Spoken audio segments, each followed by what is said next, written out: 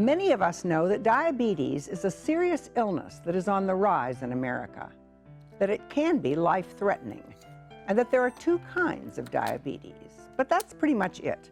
I know I didn't know a lot more about it until I met Tamar Sofer-Geri. 7 years ago, her world changed irrevocably. She never guessed that her life would become consumed with and dedicated to an unexpected and uninvited new career. This career has included the creation of a non-profit organization for families dealing with type 1 diabetes. It's called CarbDM, a wordplay meaning sees diabetes. It's the only organization of its kind, and it continues to help hundreds of local families. There's obviously a lot of ignorance and confusion around type 1 and type 2 diabetes. What do you most want people to know and understand? So type 2 diabetes is the one we often hear about a lot in the media. Type 2 diabetes is very genetic, and it's often linked to lifestyle and exercise, being overweight, and it is caused by the body not producing enough insulin or not being able to use the insulin that the body produces in an efficient way. Type 1 diabetes, on the other hand, is a lot less genetic in nature, and it is an autoimmune disease. So it comes on with no apparent reason. There's no known cause for it, and there's no known cure. So your body attacks the cells within the pancreas that produce insulin, so therefore you no longer produce any insulin, therefore you're insulin dependent for life, and you have to get your insulin from the outside, either via syringe or a pump, but you have to take it from the outside for the rest of your life. So yes, my daughter Tia was diagnosed 7 years ago when she was 8 years old, and so we saw some symptoms start in August, and she wasn't diagnosed until January. And it just hits you out of the blue. What was your reaction? Shock. There's a lot of learning that has to go with it. Every time your child needs to eat, you have to be able to count the carbs that they're eating, calculate insulin doses, and give an insulin shot. Your child has to eat. You know, within hours of diagnosis, your child is going to be hungry and want to eat.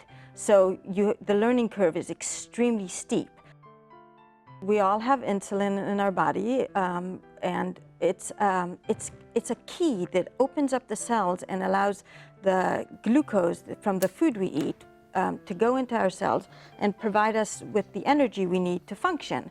Both the functions that we all think about, like running and jumping and thinking and doing things, but also the functions that our body does without us thinking about it, like breathing and all the bodily functions that our body does just to operate. So without glucose in our cells, our body is starved and will die, basically.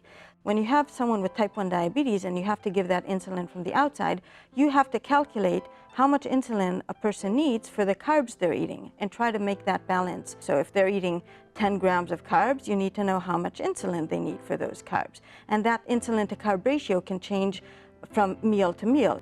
Everything affects how much energy we need. Our activities, as well as things like our stress levels, how much sleep we've gotten, how healthy we are, all of those affect how much energy we need and how much insulin we need.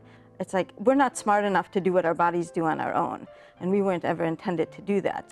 Now, the tricky thing about insulin is that it's a very potent hormone or drug. Too much insulin could cause a severe low blood sugar reaction, which if left untreated, meaning you don't take sugar for that, could actually kill you. So this is something that all of us parents or loved ones of people with diabetes who are not medical professionals are now dealing with on a daily basis. So overnight we become a doctor, nutritionist, nurse, chemist, all of the above. It's a 24/7, 365 days a year struggle, and it's a marathon, it's not a race. When you first found out what was going on and you got the diagnosis, your reaction was to reach out.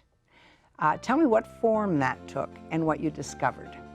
I needed to meet people face to face and learn from their experience, and we found some activities in some places to meet people, but it just wasn't enough.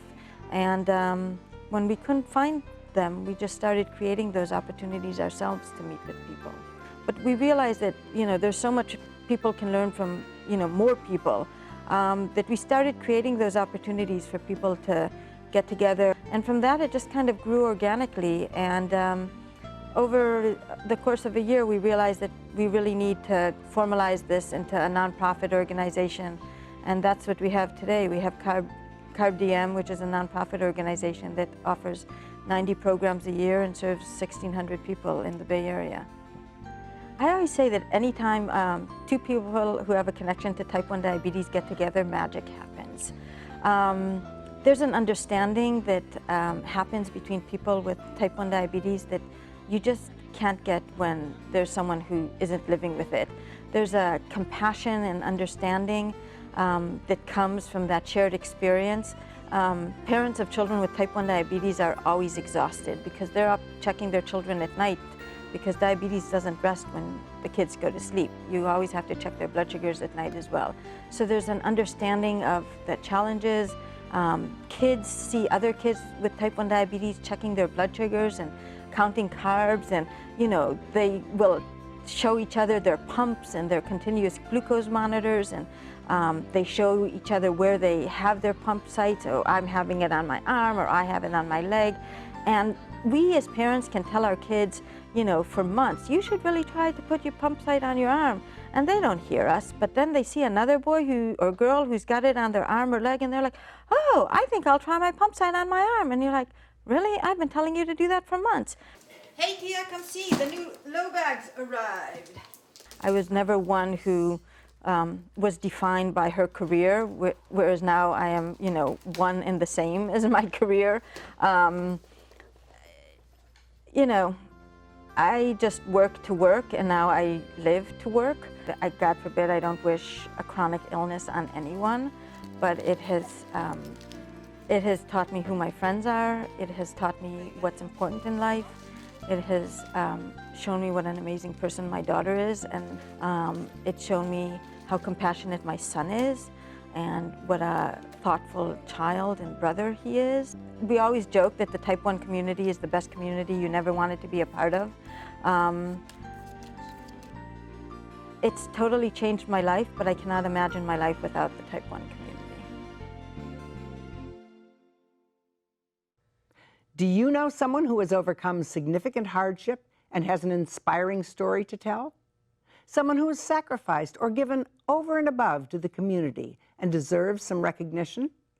If so, please contact us with your nomination for next year's Local Hero Awards.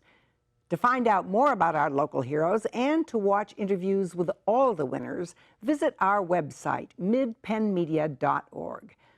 At the Mid-Peninsula Community Media Center, you can make your own videos and television programs and take classes in all aspects of media production. You can also hire our professional services team.